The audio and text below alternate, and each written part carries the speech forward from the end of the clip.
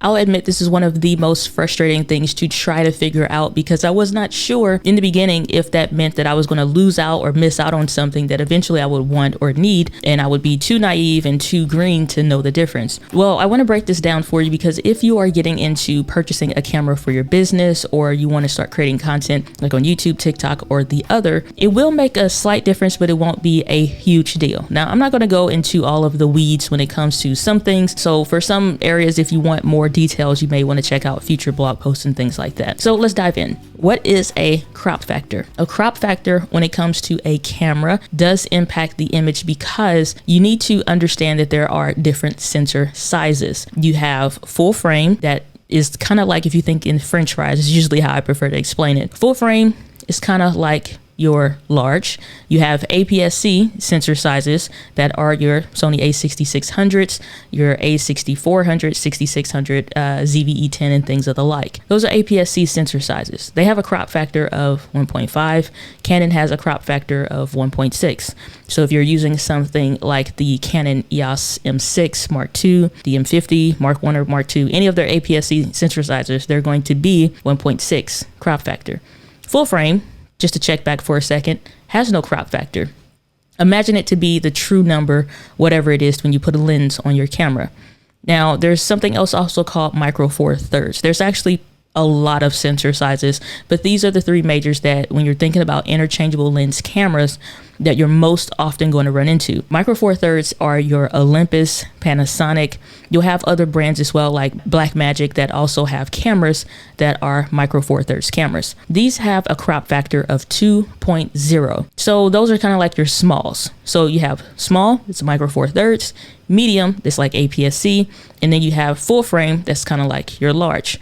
Personally, I've tried all three, and my personal preference has led me to APS-C sensor size cameras. My a6600, 64, even when I used the M50 back in the day, that was an APS-C sensor size. Now, the crop factor matters because it's going to impact how close you can be to a camera, what lens you need to buy for what it is that you're trying to pull off. It also will start to impact some other stuff, but without getting, again, too deep in the weeds here, we'll keep this pretty simple. This is often a misconception when people are purchasing lenses, because they'll see an image that they like or the way that an image looks, and they'll figure, well, I need to get the exact same thing that that creator has. The only problem is you don't know how close they are to the lens, how much space they actually have, because sometimes the lenses can be deceiving, in the sense that some people think that this room is pretty big. It's really not. It's pretty small.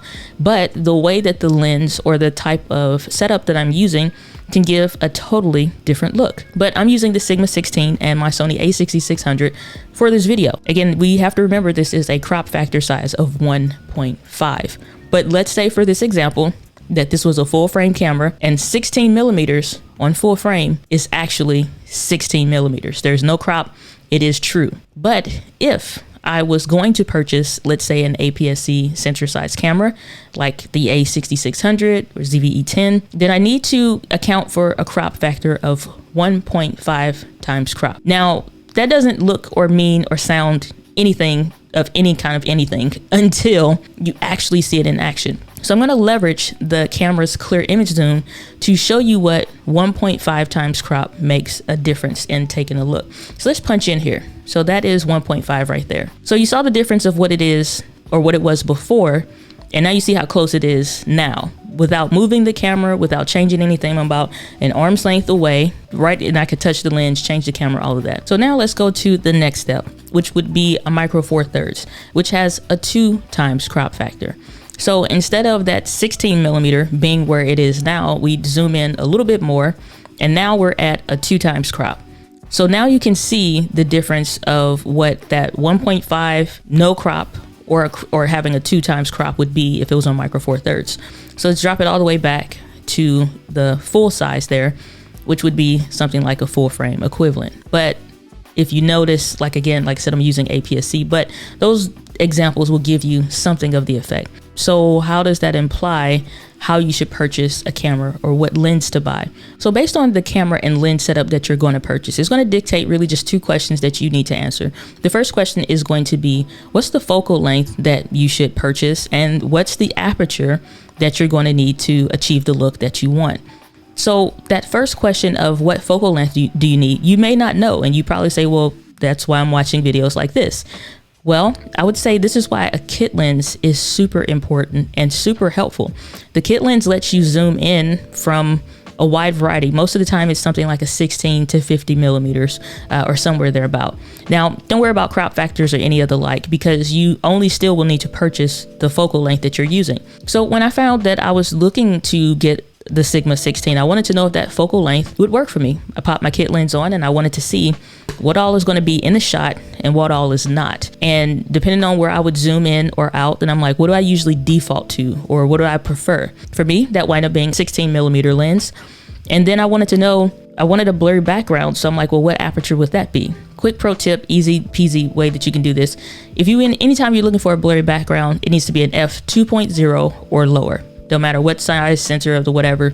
Yes, there's other equations and things that go into that, but 9 times out of 10, you will almost hit it spot on if you have an aperture of f2.0 or lower on your lens. So the next thing that you want to do when you are thinking about what lens that you want to purchase, when you have found out what range you typically fall in as far as the lenses, now you want to search for that mount for your camera. This is something else that was super frustrating and confusing when I was first getting started, because every camera brand uses a camera mount, that little part that the lens actually attaches to on the front of the camera. That's called that mount system. And that dictates what lenses I should buy, or if I need an adapter. And that's a whole other conversation that we're not getting into. But a quick cheat sheet is if you're using Canon and their brand new mirrorless for like their R5, R6, even maybe like the R3 when that comes out or something or thereabout, that's going to use that RF lens mount. It's brand new.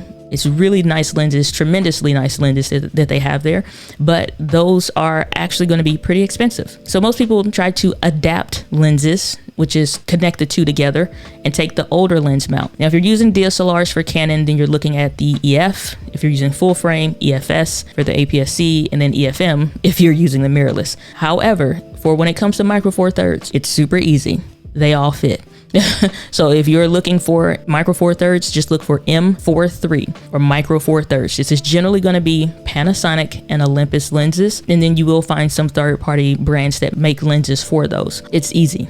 It's the best of the bunch, in my opinion. Only coming second to like Micro Four Thirds, and it's the E mount. And it doesn't matter what camera that you buy, what lenses that you buy, they will all fit. And that's why they call it the one mount lens system. Yes, they have lenses that are specifically made for APS-C or specifically made for the full frame. And if you'll see any full frame, it'll just either say that it's full frame or it'll say FE for it being full frame E mount. Everything else E mount, but you can swap either way. And if you have one of their full frame cameras, then they have an APS-C crop mode just to crop in digitally again on the sensor to make sure that your lens has no vignetting on the side or those black areas that you see. Hopefully that's not too confusing, but you do want to get an understanding of what lenses are available to you. And if you're new to Sony and you're trying to figure out, just say for example, if you're getting that Sony ZV-E10 or the A64 or 6600 and you're not sure what lenses that you want to purchase, you can click on the next video on the screen and I'll walk you through some of the lens options that you can consider that may be right for you depending on what you're trying to do.